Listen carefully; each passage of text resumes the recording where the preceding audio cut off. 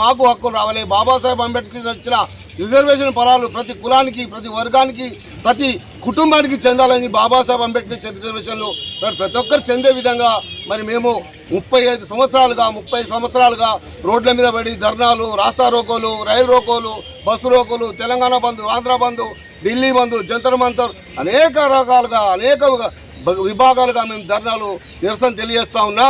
మరి కేంద్ర రాష్ట్ర ప్రభుత్వాలు కేవలం మా ఓట్లను వాడుకొని వాళ్ళు రాజకీయ పబ్బం గడుపుకుంటూ వాళ్ళ అధికారంలోకి వచ్చి మా యొక్క న్యాయమైన డిమాండ్ను నెరవేర్చకుండా మమ్మల్ని మోసం చేస్తున్నాయి. కాబట్టి ఖచ్చితంగా మేము ఈరోజు జంతర్ మంతర్కి వెళ్ళి ధర్నా చేసి మా హక్కులు సాధించుకోవడానికి మేము తెలంగాణలో ఉన్న మారుమూల పల్లెల నుంచి ఈ జంతర్ మంతర్ దగ్గరికి వచ్చి ఢిల్లీలో ఉన్న మాకు 3000 కిలోమీటర్ల దూరం నుంచి ఇక్కడికి వచ్చి మరి మా హక్కులకు అందించాలి, మాకు న్యాయం జరగాలని చెప్పి ఇక్కడ నిరసన తెలియడానికి వచ్చినాము.